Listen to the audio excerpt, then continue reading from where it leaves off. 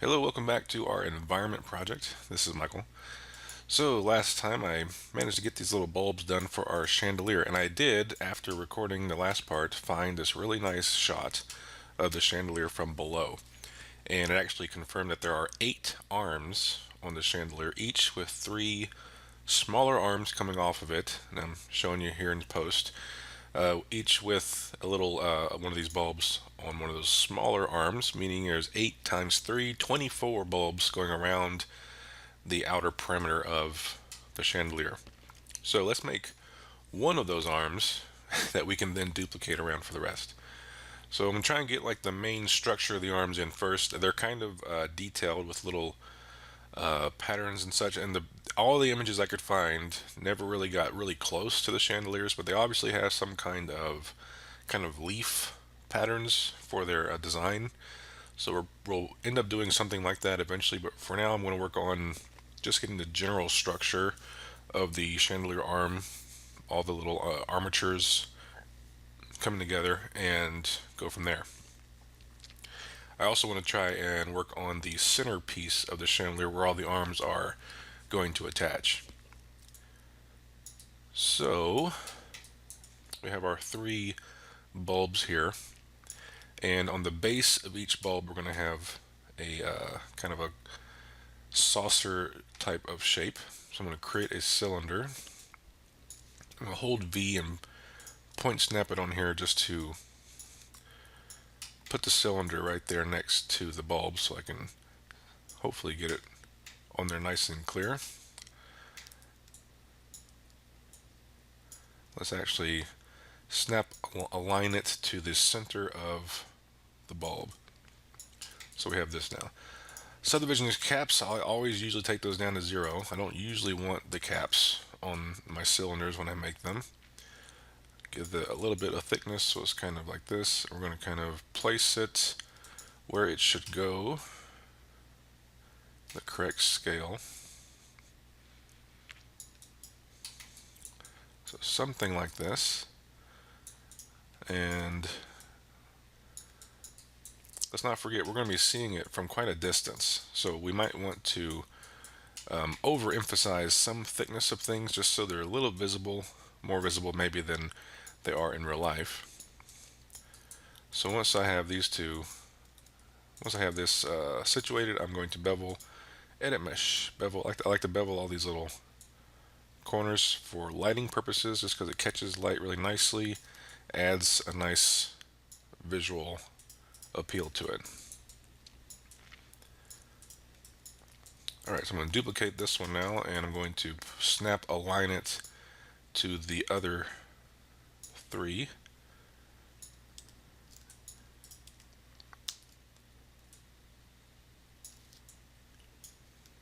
Okay, so now all 3 have a base like this.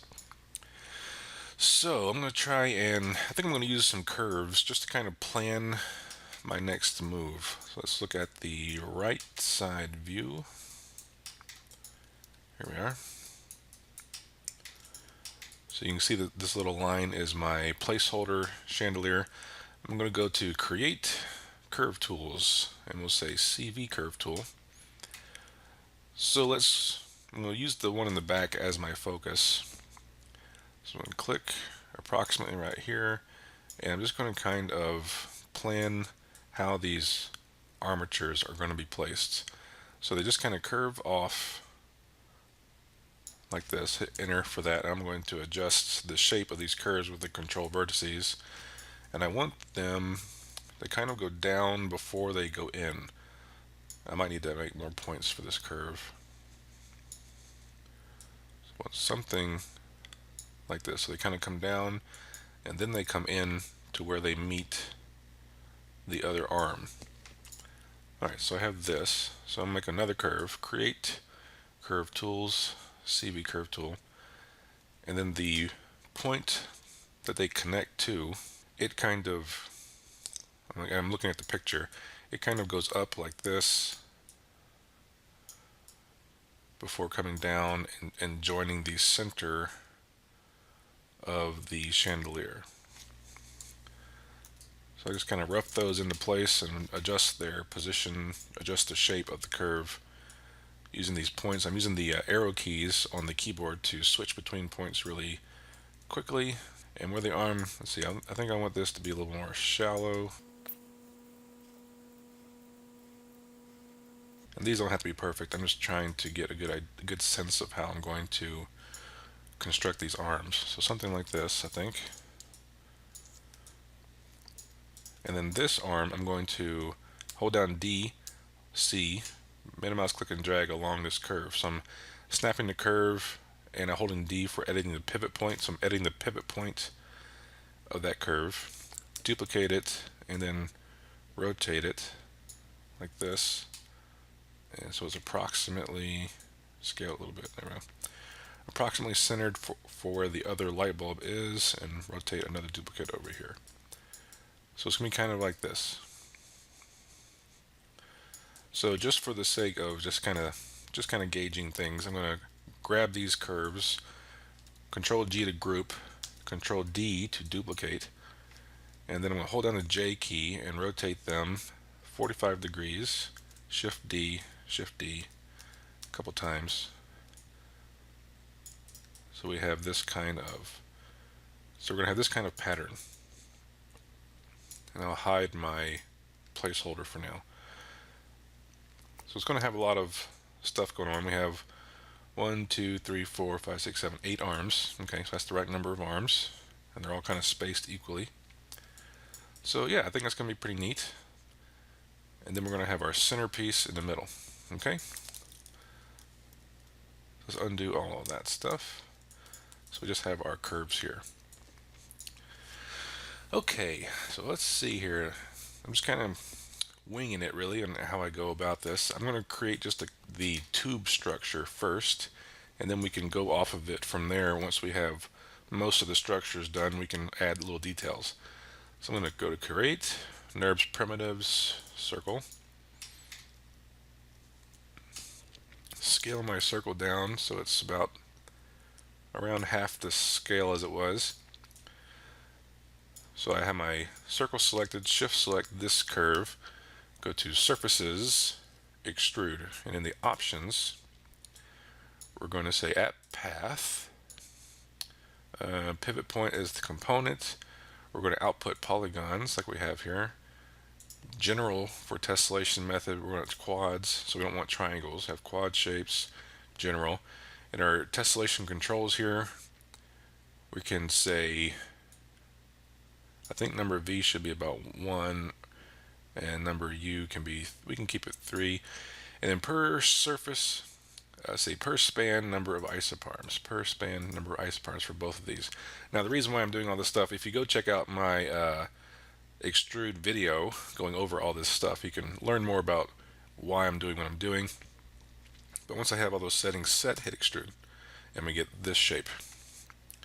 So I actually had those numbers backwards. So my NURBS tessellate in the channel box, I actually wanted the V to be 3, so type 3 here, and the U to be 1. I had those backwards. So then we get this kind of shape. Okay. So now I can select my curve, my circle down here, and scale it, and it will update the shape of the tube I'm making. So we want to get about the right size tube, which is, this is about it right here. And the reason why it's all black is because the normals are reversed. So I need to select the object, go to Mesh Display, Reverse, and it will reverse the normals, so now it looks gray like it's supposed to, and the interior of the cylinder looks dark. So with this circle selected, I can shift select these other curves and do the same thing. So Surfaces, Extrude, Options, at path, component, and remember we wanted to flip this. So this will be 1 and this will be 3. Hit apply so you see what we get. And so this one we can add more V-type. So we get a curvier arm like this. So instead of 3 we increase that to 6. Select our curve down here, our circle, shift select this curve. Surfaces, Extrude, Options, and now we know we want this to be 6 and not 3, so we increase that up to 6. Hit Extrude. Select the curve, select the circle first, shift select the curve, press the G key to redo the last one. So now we have this. So we're not done yet. We want to try and merge all this stuff together, get the correct look that we're going for.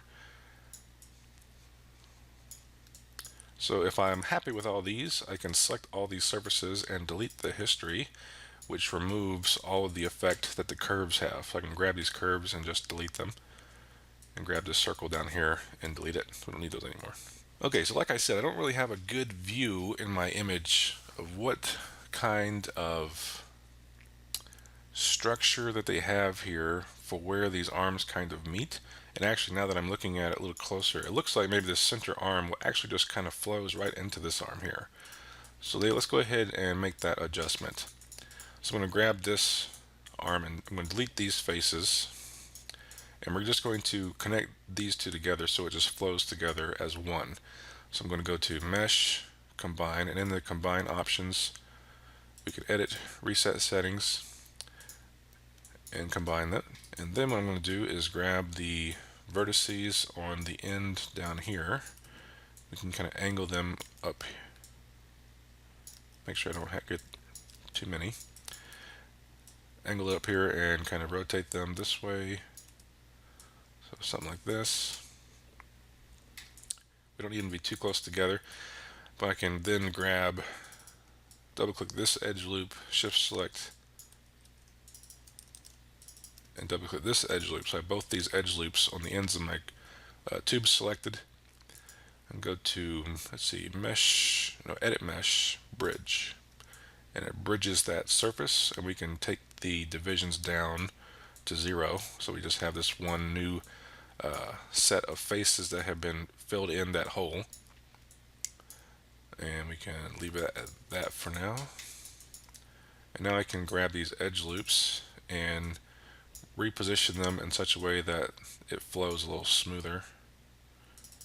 So I rotate this.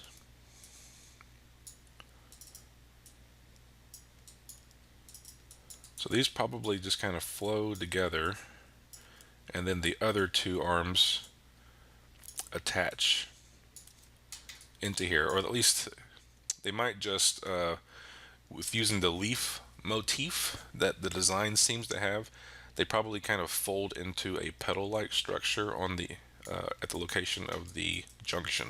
And I'm going to grab this loop and I'm going to go ahead and bevel it to give another loop here.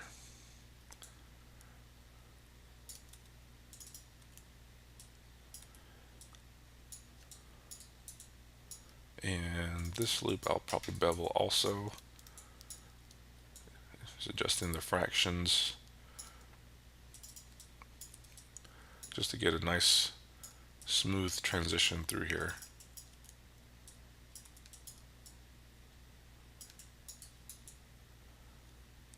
So something like that.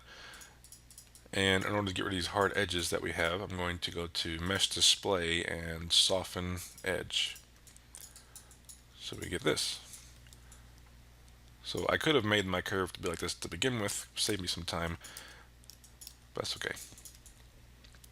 And then our two arms that are going to be coming in here, we're going to eventually create some kind of leafy shapes that will help this look like it's just kind of fusing together. But for now we can just have it going in like this. And also we're essentially mirroring both of these, so I can delete one of these and we'll just have one arm here ready to go whenever it's time to create those details, and then we'll mirror it over for the other side. I think I'm going to actually pull this away from the arm for now, and then we can add in whatever design we're going to use for how this will blend together.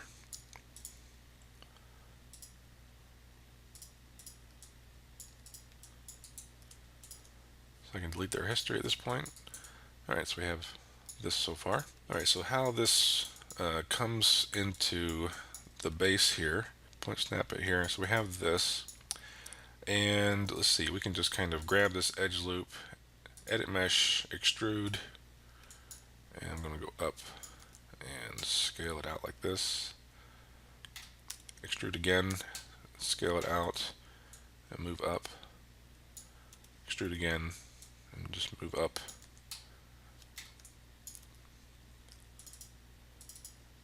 And bring all this a little further down. Okay. And then we can do something similar for this piece here. So we can bring it down to the same kind of level this is at. And again, we'll go to Edit Mesh, Extrude. Gotta scale it up a little bit.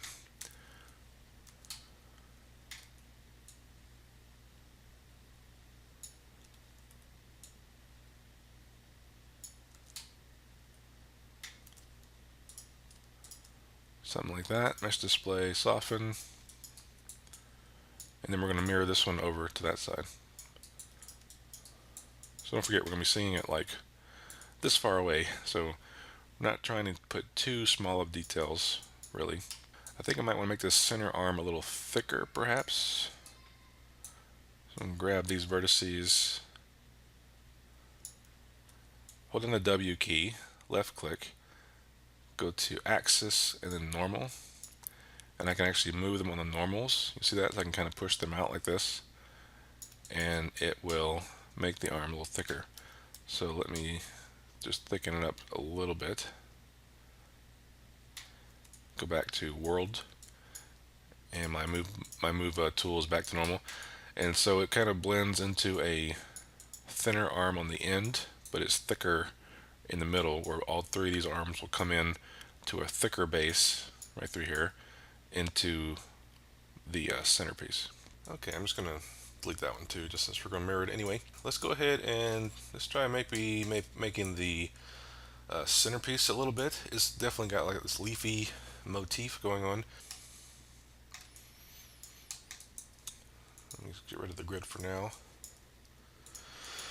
And let's take the subdivision's height down and axis.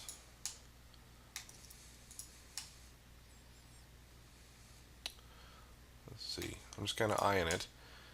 And let's make this 12 for now. And so what I'm going to do is I'm going to cut this in half. So go into the front view, select the faces, top faces, and delete those. And then I would like to go to the top view, and we'll cut this in half this way. Make sure we get these two, and this way, so we have just a quarter of it. And so I'm going to make like a quarter of this shape. It's kind of a pumpkinish looking shape.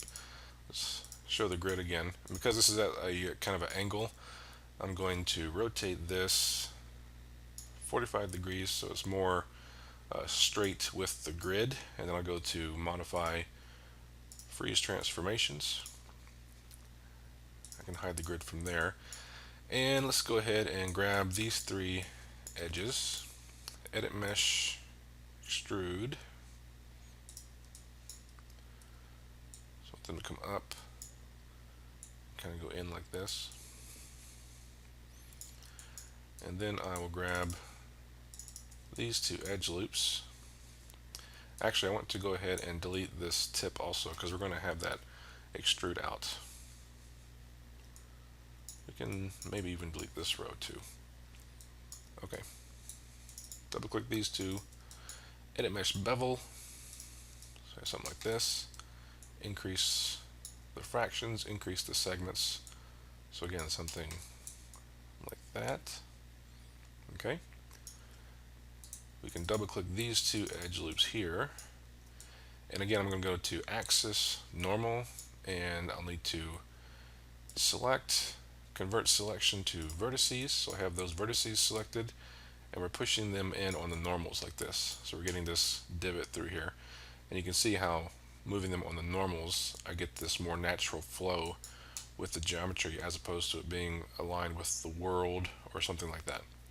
So we can tuck those in like this. Now I'll go back to world mode, double click on these two, and then these two. So I've got all these edges selected.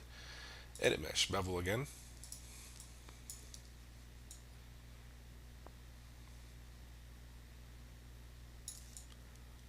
Fraction, something like this.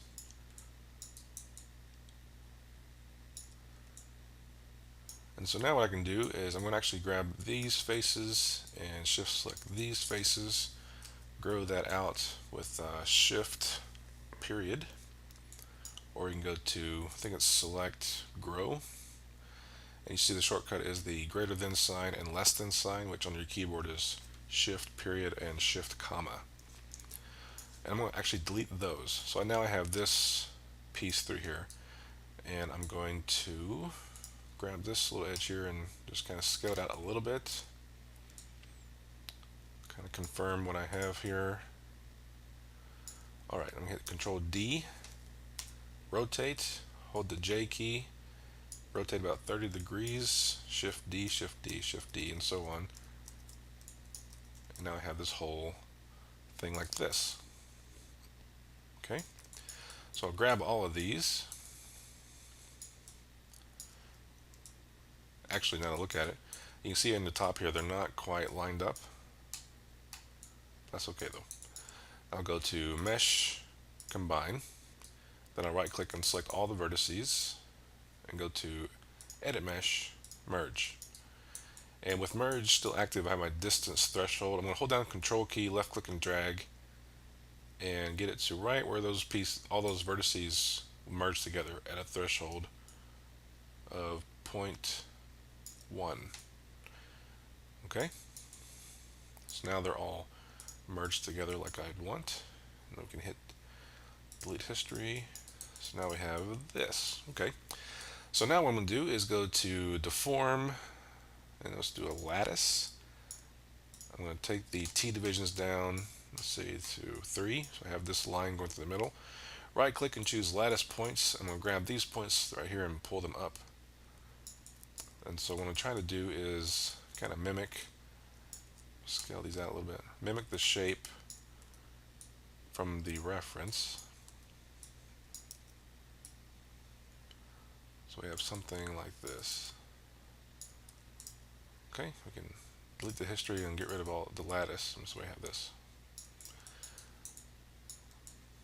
So now what I can do is right click and choose edges. I can double click this edge loop through here and this one and bevel those so it's not quite so sharp an edge. Edit mesh bevel, so we kind of soften that up a little bit by adding in these two edge loops here. Might could do the same for this one.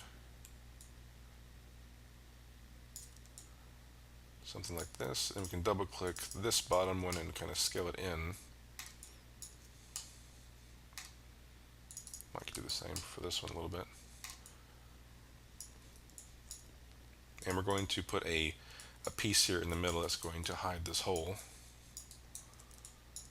And then this will kind of go right in here somewhere. I might could scale it up even a little bit. Now let's bring the grid back. I'll create another cylinder, snap it, grid snap to this origin here and scale it up. So we have this. I can hide the grid again. And I'll take subdivisions caps to 0, and this will be our center piece that's going to fill this hole for us. So I need to scale it up to be at least that big to fill that hole. So about right there. Then I'll select this bottom face. We're going to bring it up here. And I will select both top and bottom, edit mesh, bevel. A little bit of a lip to those two surfaces. And because you can kind of see a gap through there, I'm actually just going to tuck that up in like this. Okay. Select this face here, go to Edit Mesh, Extrude, scale that in.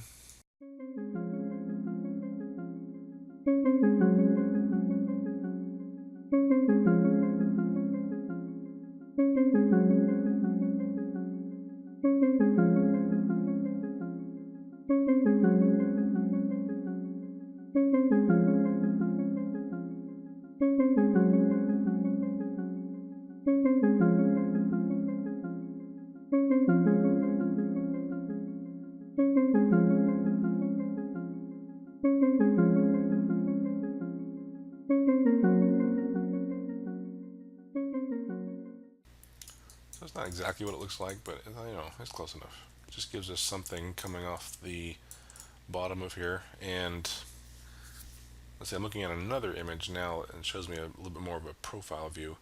And we might grab our lattice again and adjust this shape a little bit more.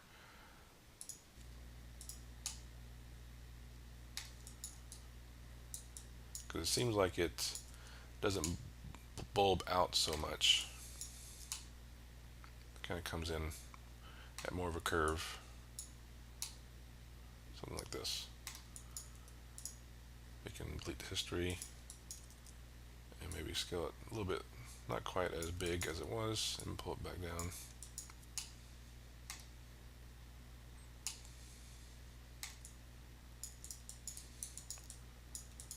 Okay, so we have this structure now, and this is going to be further down here, it looks like, because now we have a bit of a larger piece in the center. It's going to come off of here, come around, go around through here, and then this stuff will come into that.